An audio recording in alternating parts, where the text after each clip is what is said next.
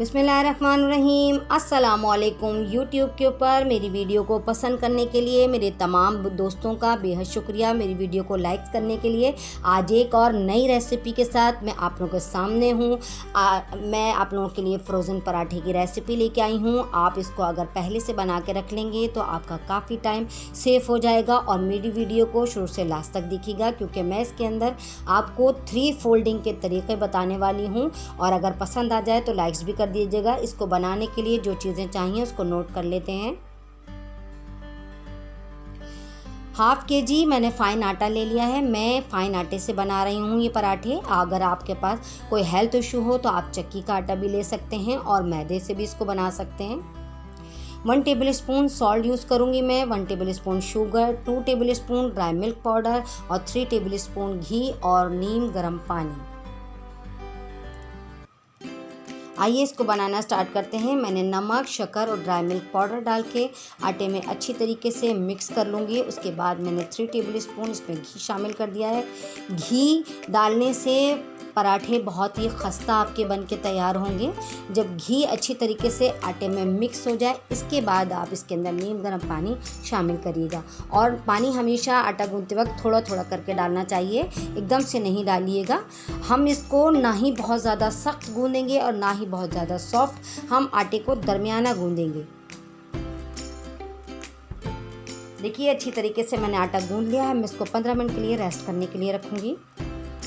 15 minute हो गए हैं। आइए अब हम इसके पेड़े बना लेते हैं।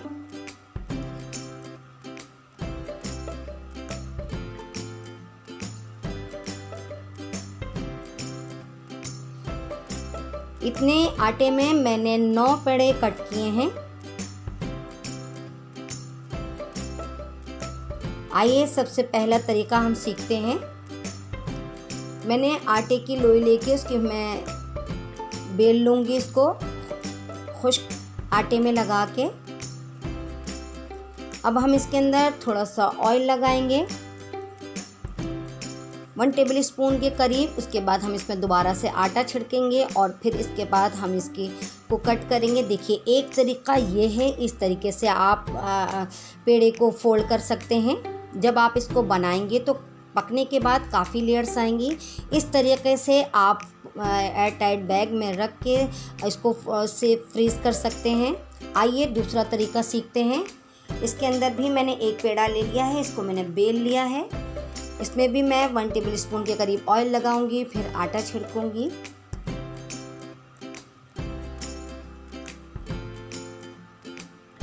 देखिए इस तरीके से बेलने के बाद एक इस तरीके से फोल्ड करके हम बेल लेंगे और बेलने के बाद हम इसको फ्रीज करेंगे। देखिए एक तरीका ये है फोल्ड करने का। आइए दूसरा तरीका सीखते हैं। इसके अंदर भी मैं पेड़े को बेल लूँगी, ऑयल लगाऊंगी, आटा छिड़कूंगी और फिर इसको मैं बीच से कट करके इसको फोल्ड करूँगी।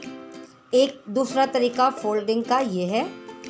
आप जिस तरीके से भी चाहें पेड़े को बेल के उसको ऑयल लगा के आटा छिड़क के फोल्ड करके बेल के बना सकते हैं। चाहे आप पेड़े बना के ज़िपर बैग में रख लीजिए, चाहे आप बेल के रख लीजिए और चाहे आप सेक के रख लीजिए। मैं आपको तीनों स्टाइल से बताऊंगी। देखिए अगर नए बच्चियां अगर उनसे गोल नहीं हो रहा तो आप कोई सा भी सांचा लेके उसकी मदद से आप उसको गोल कर सकते हैं। और जो वो पेड़ा कट के बचा था वो भी हम ज़ाया नहीं करेंगे, वो भी मैंने इस पेड़े में मिला दिया है। एक पतली सी रोटी बेलूंगी मैं। अब देखिए मैंने इसमें भी ऑयल लगाया है, आटा छिड़का है। अब मैं पतली पतली इसकी बारीक बारीक स्ट्रिप्स काटेंगे और जब हम इस पराठे को बेल के फ्राई करेंगे तो इसमें बहुत ही ज़बरदस्त से लच्छे आएंगे, बिल्कुल बाहर के स्टाइल जैसे। देखिए 3 तरीके मैंने आपको फोल्डिंग के बता दिए हैं। इसको भी मैं बेल लूँगी।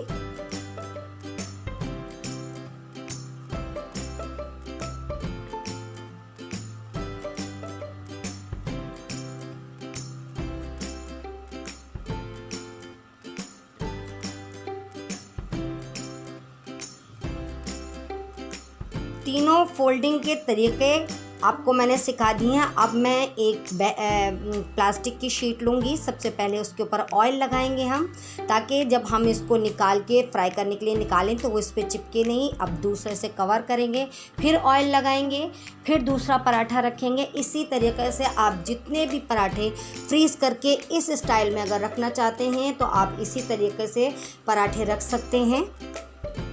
फिर शीट रखेंगे, फिर पराठा रखेंगे। जब आप इसको फ्रीज में निकालेंगे, थॉ करेंगे और फिर फ्राई करेंगे तो ये आपके लिए बहुत आसान हो जाएगा। आइए तीसरे स्टाइल से फ्रीज करना सीखते हैं।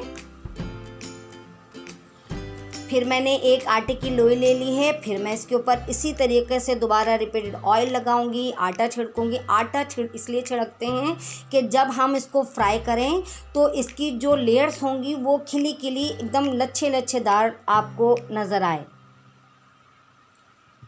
देखिए ये मैंने एक फोल्ड कर लिया है तरीका। अब मैं इसको दोबारा से बेलूंगी।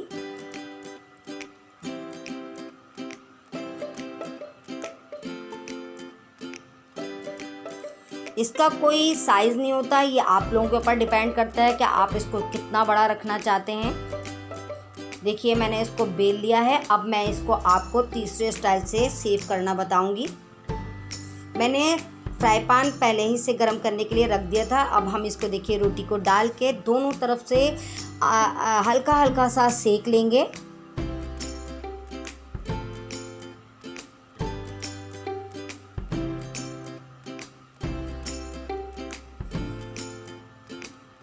देखिए दोनों तरफ से मैंने हल्का हल्का सा सेक लिया है। इसी तरीके से आप लोग, ये तीसरा स्टाइल है, आप इस तरीके से भी सेक के आप इसको फ्रीज़ कर सकते हैं।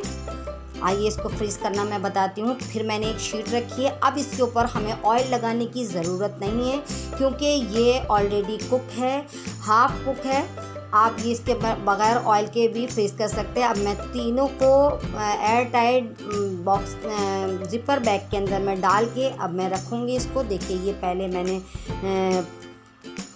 पकी हुई रोटी का रखा, फिर हमने जो पेड़े बनाए थे उस स्टाइल में रखा ज़िपर बैग के अंदर। अब हम तीसरे स्टाइल में भी आपको बताते हैं। ये पकी हुई रोटी का है, वो कच्ची रोटी का था। ये तीनों स्टाइल से आप फ्रीज़ कर सकते हैं पराठों को। ये अब मैं इसको आपको फ्रिज में रखूँगी अपने।